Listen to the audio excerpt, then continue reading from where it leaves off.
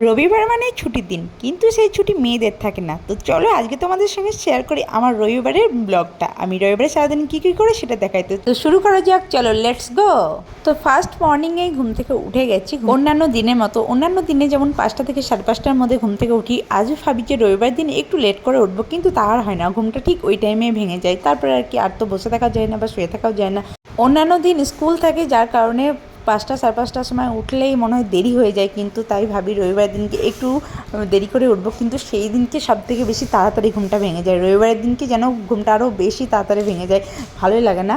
যাই হোক, উঠে পড়ার পরে প্রথমে কাজ হচ্ছে বিছানাটাকে রেডি করে নেওয়া, মানে বিছানাটাকে গুছিয়ে নেওয়া। খিচিপিচি বিছানা ভালো লাগছে না। যাই হোক, তারপরে আমি এবার একটু চেঞ্জ করে চলে আসলাম ফ্রেশ হওয়ার জন্য। আজকে যেহেতু রবিবারে মর্নিংয়ের ব্লগটা তোমাদের সঙ্গে শেয়ার করছি, তাই আমি সকাল থেকে সম্পূর্ণ কী করি সেটাই তোমাদের সঙ্গে শেয়ার করছি। মর্নিংয়ে তো 1 কাপ চা লাগবেই, তবে আমার কপালে আর সেইটা হয় না, কারণ আমার প্রতিদিন চা খাওয়া সম্ভব হয় না।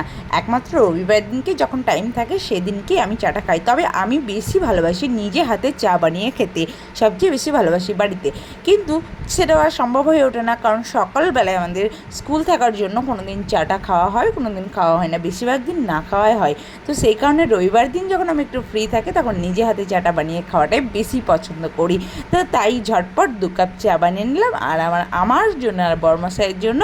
দেন তারপরে বড়মশাইকে চাটা দিয়ে দিয়ে আমি গরম গরম চায়ে নরম নরম বিস্কুটটা দিয়ে ঝটপট খেয়ে নিলাম। আর বাইরের ওয়েদারটা দেখতে দেখতে সকালবেলায় ফ্রেশ মর্নিংয়ে ফ্রেশ মুডে এই যে ফ্রেশ পরিবেশটা দেখতে দেখতে চা খাওয়ার একটা আলাদাই মজা। তারপরে একটু ঠিকঠাক হয়ে আর কি একটু গুছিয়ে নিয়ে একটু রেডিও হয়নি কোথাও যাওয়ার জন্য, একটু জাস্ট গুছিয়ে নিলাম ঝরঝরে হয়ে। একটু চলে গেলাম বাড়ির পিছনে বাগানটা। সেখানে রয়েছে আমার কিছু খুদে ছোটো ছোটো গাছ, যেগুলো এই বর্ষাতে আমি লাগিয়েছি। তাদের সঙ্গে মাঝে মাঝে একবার করে দেখা না করলে মনটা খারাপ করে, কিন্তু সময় হয়ে ওঠে না তাদের সঙ্গে দেখা করার।